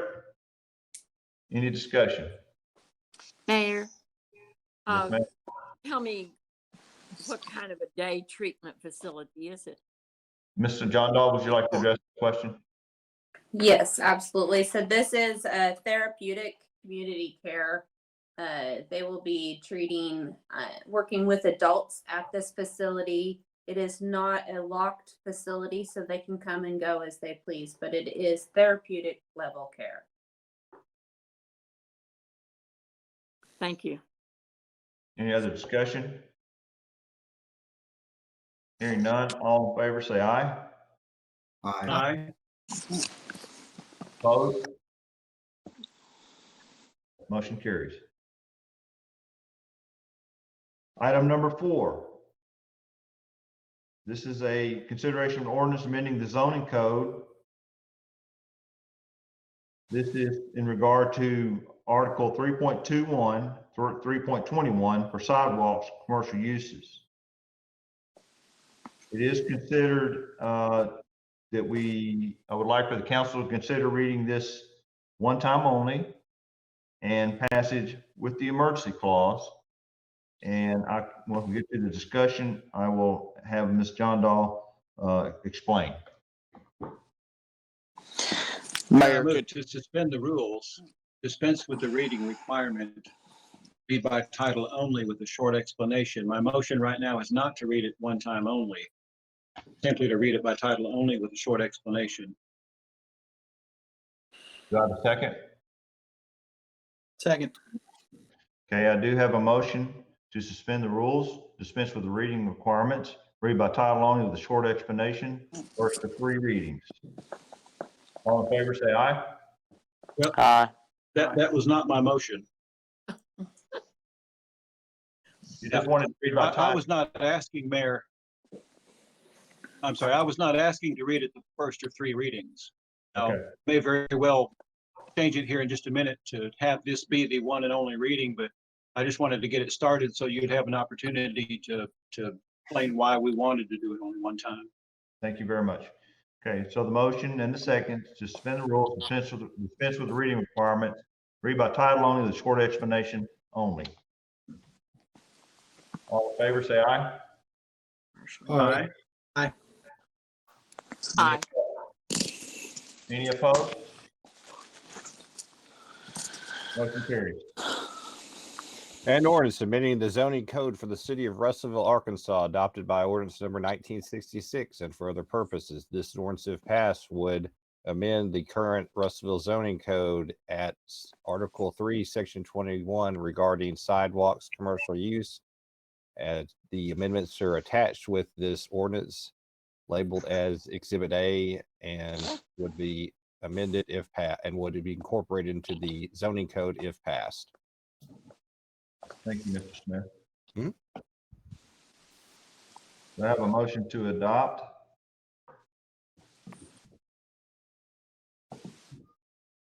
How about a motion to discuss? I have a motion to discuss. Do I have a second? Second. I have a second. Second by Mr. Westcott. Second by Mr. Westcott. All in favor, say aye. Aye. Aye. Okay, motion carries. Ms. John Dahl, would you like to talk a little bit about this particular zoning code and change and why it may be needed sooner rather than later? Yes, sir. So this change to the zoning code, as you know, the zoning code requires with commercial development 5-foot sidewalks. We were trying to provide a way with this code that would still, when it's new construction, start having those 5-foot sidewalks constructed so that we can start to increase our sidewalks in width to always meet ADA standards.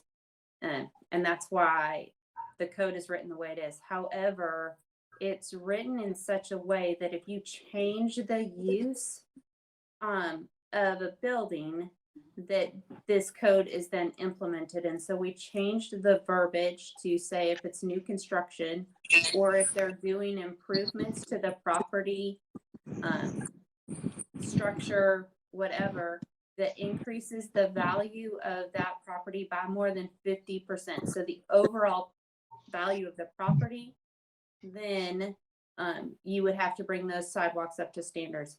Why we want to adopt it, read it one time only and adopt it tonight by emergency is because we have a couple businesses who are changing the use and would benefit by not having to bring those sidewalks up to the 5-foot standards.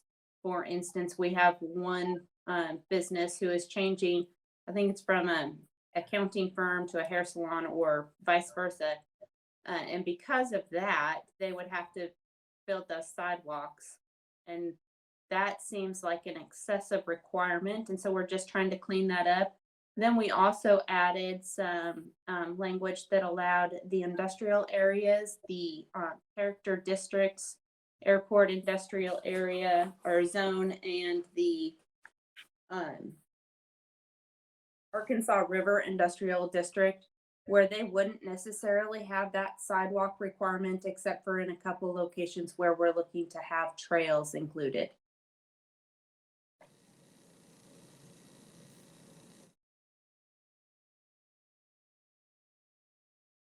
Any other discussion? Ms. Jondo? Yes, sir. So you're saying that if the property value goes up 50%, then whatever establishment is, they will have to bring it up to standard. Is that correct? Like the 5-foot sidewalks? Yes, sir. If they're improving the site by more than 50%. Okay. Of All the right. entire property value. We've actually looked at a couple projects and they would not have met this increase in size or in property value, so they would not have had the sidewalk. Then there's one other project that is increasing more than 50%, and so that's they would still have to have the sidewalks. Okay. Thank you, ma'am. Yes, sir. Ms. John Doe, I have a question too. You made mention about we want to maintain the ADA or something on the sidewalk. Clarify, go back into that, please.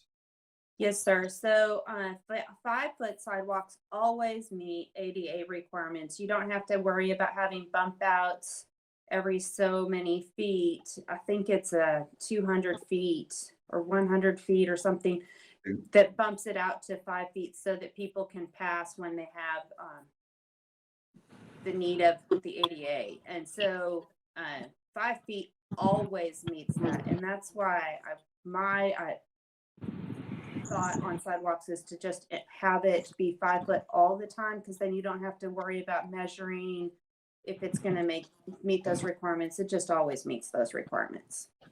So because technically a 36-inch wide sidewalk is ADA compliant, but for every, like you said, every 200 linear feet, you have to have passing. Just clarification, 36 inches is ADA compliant. Correct? My comment is just that you don't have to worry about measuring those distances and ensuring that you have those bump outs. Do driveways and so forth constitute bump outs? Potentially, I'm not entirely positive based on slope, but they can. Hey, what about streets? I would assume that streets would potentially count. If they can pass at the crossing zone, if the sidewalk is ADA compliant, they're at the intersection. Okay. Somewhat sidetracked from this, but somewhat yet involved. When we put in the sidewalk ordinance, a couple years ago, and then we had an issue a couple years ago out at Innovation Industries. And I think maybe one at a car dealership expansion out East Main, to where the highway department said, you're not putting a sidewalk in our right of way. So do we have we fixed that anywhere in our zoning code for sidewalks?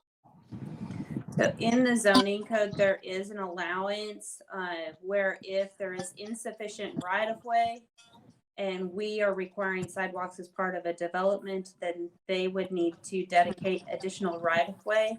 And that's one way we can solve that issue with the state Arkansas Department of Transportation. However, we've had additional conversations with the Arkansas Department of Transportation where they said if we had a length sufficient that they would permit the city of Russellville to go ahead and install the sidewalks.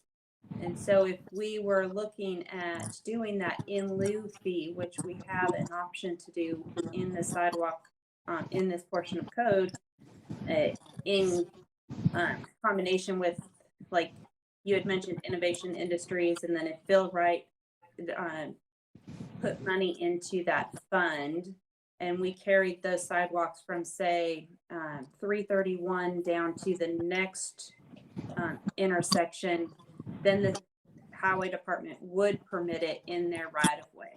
Otherwise, we have an option that we could pursue that allows us to have them dedicate right of way and obtain those sidewalks. So you say that we could pursue, is that, what determines whether or not we pursue that or not? I think if you have staff on hand, such as myself, who are looking at how we can get sidewalks, and we had that gap where we did not necessarily have staff asking for those, is where we might have missed out on some sidewalks. Okay. In the past couple months, we've talked about, and I'm going somewhere with this. In the past couple months, we've talked about some drainage or something along the truck route. And so since that's a state highway, I'm just using it as an example on this. So there's not going to be an issue along the truck route in our sidewalk requirement, whether it's 3 feet or 5 feet. Is that a true statement or not true statement, or an unknown statement?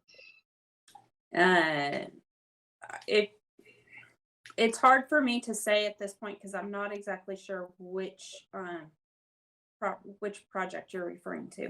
I'm just using the truck route in general. The truck route, Okay. you know. The truck route. I think based on the way the wording of the code is, we could have sidewalks and right of way dedicated for that then belongs to the city, where we could have sidewalks. It's outside of the state right of way, but it would be city right of way. So in that instance, we would be requiring an owner to give up more of their space to become a right of way than what they purchased, all because of the conflict between the state and the city right of way. Potentially. Okay. I don't know that I can fully answer that. Okay. Would you be able to look at that and come back to us on that, or come back to me on that in the future, please, with that answer? Yes, I can work on that. Thank you. Sarah, I'd like some clarification. I'm looking at Exhibit A, this ordinance. There's nothing that I see in here that requires a 5-foot sidewalk. There's the text that's been changed based on the copy that I have doesn't say anything or change anything about a 5-foot sidewalk. And I bring that up because I think I have a problem. I personally have a problem with if there's a 4-foot sidewalk and it's a minor change, that we make them change that to a 5-foot sidewalk if they still meet ADA with 4-foot sidewalk in that area. But I don't see that in here anyway, so I'm not sure why you mentioned that. So the reason we're doing this, if it's a minor change, they would not have to bring it up to code. In 3.212A, it says sidewalks required as part of commercial development site plan shall not be less than 5 feet in clear way. Okay, but that's not a change. It's not a change. It's Okay, the existing so code. mentioned it a while ago. Okay. I'm sorry if I confused you on that. This is just for when they would have to actually meet those requirements. And just so I'm understanding it correctly, it's when an improvement occurs which causes the value of the overall value of the property to increase by 50%, not just if the value of the property increases by 50%. Let's say you own a property and in 20 years it increases by 50%. You're not then Correct. required. It's when you make an improvement that improves the value of over 50%, correct? Yes, sir. That is correct. Yeah, we have, like, Help me to understand something, Miss John Dahl, help me to understand something, how the improved value of the property necessarily has anything to do with the need of a sidewalk.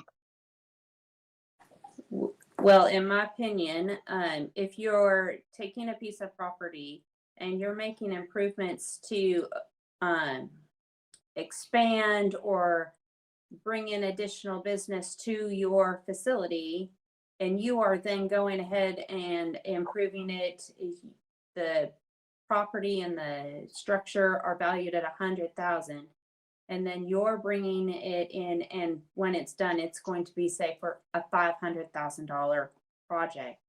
The overall aesthetics of the property is going to be nicer, along with having the ADA, that 5 foot along the entire length of your property, will be a nicer property for you and for the community. So if the current sidewalk in front of this particular property currently meets the ADA requirement in the 36-inch, then why should we require this developer or this person increasing the value of their property? Why should we require them to spend even more money to add 2 more feet to a sidewalk that currently meets the requirement? Other than our personal perspective of, hey, we'd like a 5-foot sidewalk instead of a 3-foot sidewalk. If current 3-foot sidewalk is legally just fine, other than my personal preference, why should I require, and again, this goes back to, you're making a decision which does not affect us personally, certainly not financially, it affects somebody else. Why should we do that? You have good questions, Mr. Westcott, and I understand your perspective. When I was going through this, trying to make a change that made sense, typically most businesses, if they're moving into an existing facility, they are not going to typical. This is a typical project. They're not typically going to increase the value of their overall property, which includes the value of the land, by more than 50%. In the event that they do, this provides a way for us to start bringing up the community to the standards that we want, that we desire. The 5-foot sidewalks were already in the code for commercial development. That is not being changed. That is something that the Council Planning Commission already determined at least 4 years ago. And this is just trying to make it so that when it's a smaller change, they don't have to come into compliance with these regulations of the 5-foot sidewalk. So that's a very important point. I think we just make the distinction here tonight that we're not changing that rule. The 5-foot requirement is already in the books. So right now, there is no tripwire, if you will, or the tripwire is so low right now for a business that wants to change the usage, that it puts them into having to do these 5-foot sidewalks. And what Sarah's trying to do here is raise the bar so that someone who's taking an old hair salon and turning it into a CPA office does not have to go out by the zoning code and put in 5-foot sidewalk, which would make that change in usage cost prohibitive. So now we've reduced the number of businesses will be expected to have to do that. tonight. Yeah, I would offer that if the council is uncomfortable with the 5 foot and we want to revisit that, we certainly can do that at some point in time. But this particular change just raises the bar so that we can let some businesses come in without having to spend a lot of money to change the sidewalks that are currently in existence, and allows them to get in and start operating.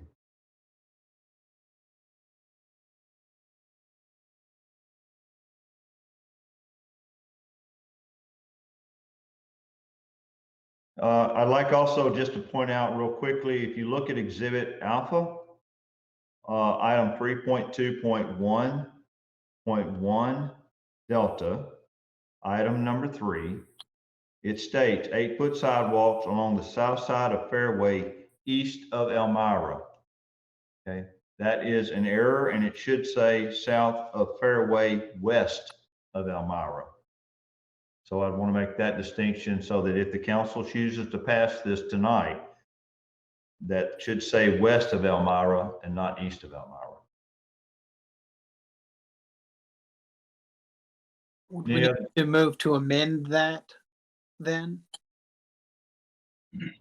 I think, Trey, would we need to amend that, or is that just a correction? That was just a correction. It was something I just copied and pasted, and it was always supposed to be west. It was just a Scrivener's error, so it's changed. It should have been changed as is. Any other discussion on this particular ordinance? Hearing none, do I have a motion to consider?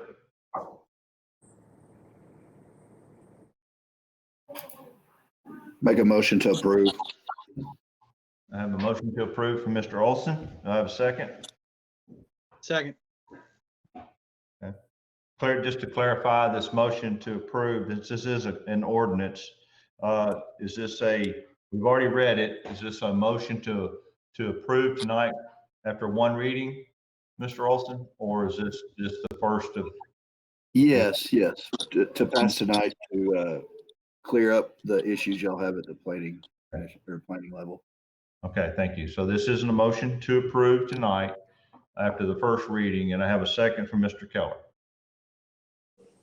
Any discussion?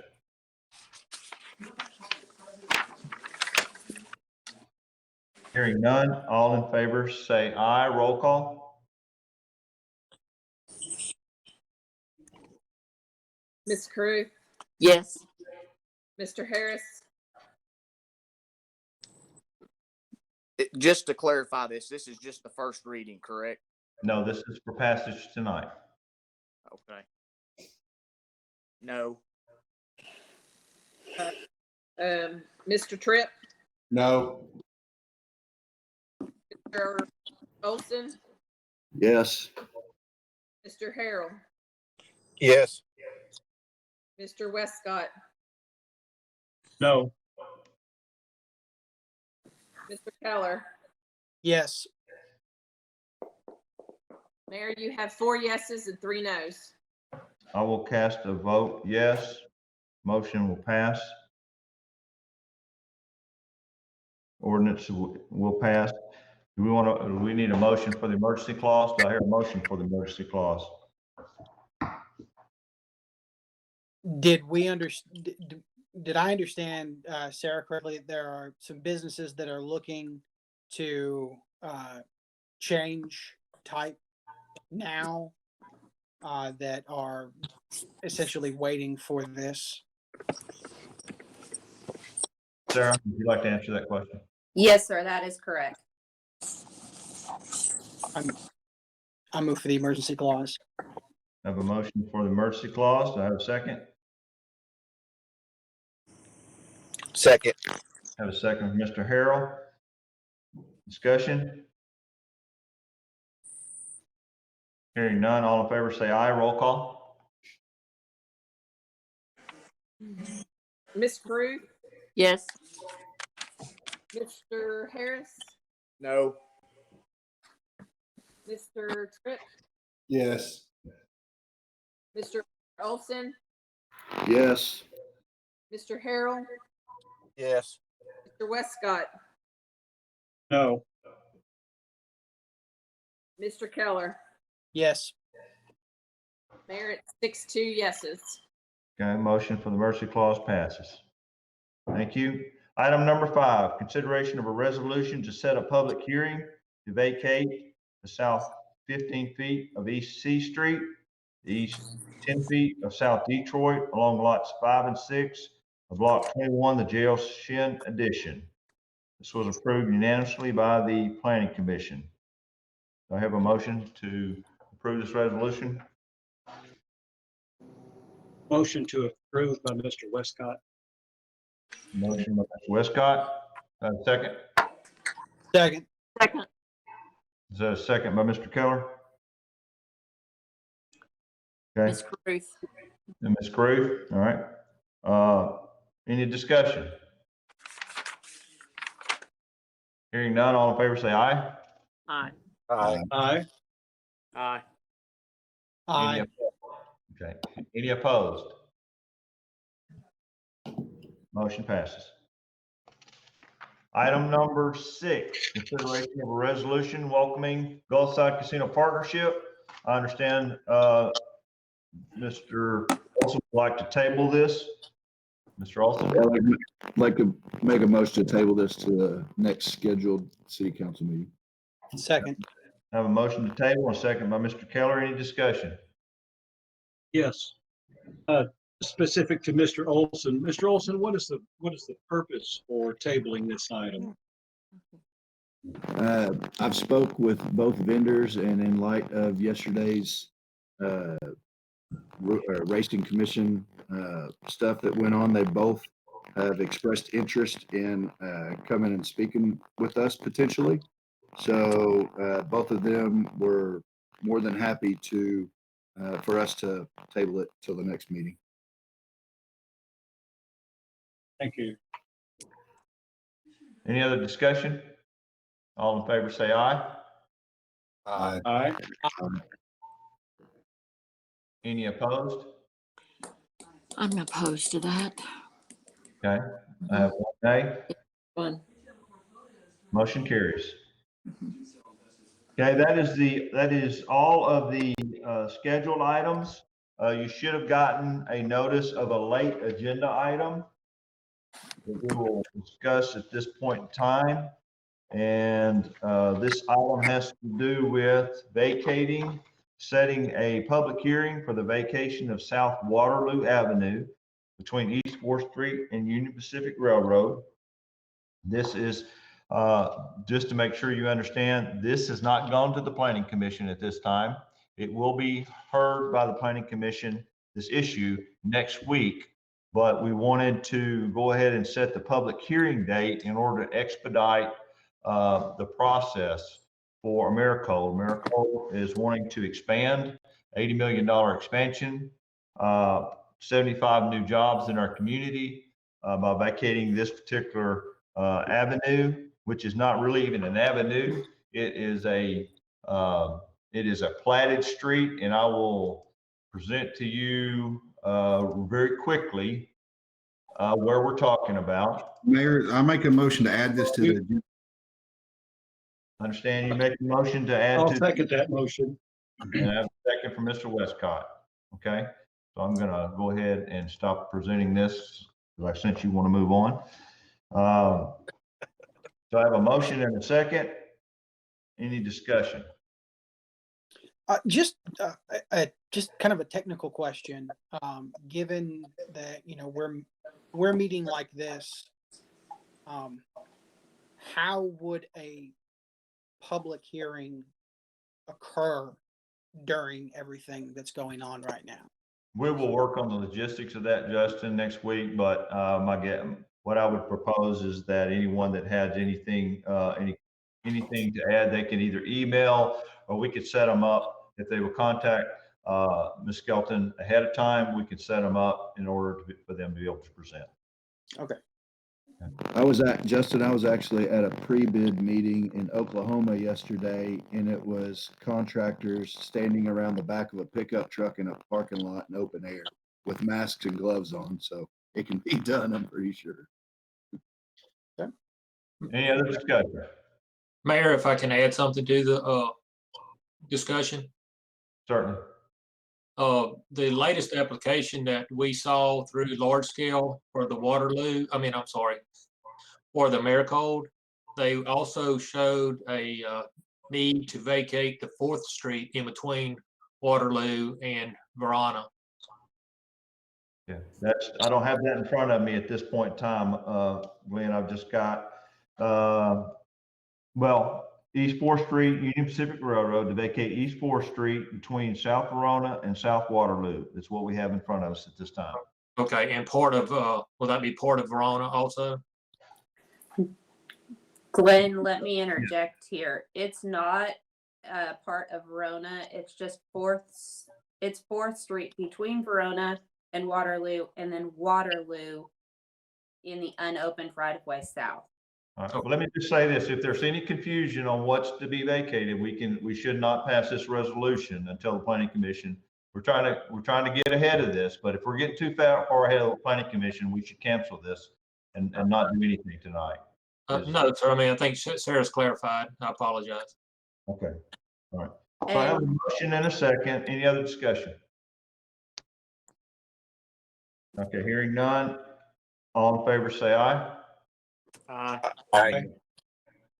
Aye. Aye. Let me back up. Point of order. There is a motion and a second to add this late agenda item.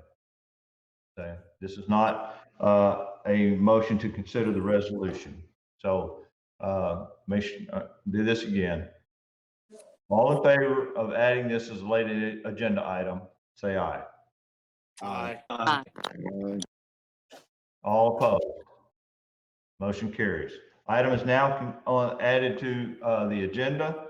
Mayor, I move to pass. Okay, I have a motion for the resolution to set a public hearing date. Is that your motion, Mr. Tripp? Yes, sir. I have a second. Second. Second. Okay, a second. Any discussion? Hearing none, all in favor say aye. Aye. Any opposed? Motion passes. Motion to adjourn. So moved. adjourn. Second. Meeting adjourned. Thank you, gentlemen and ladies.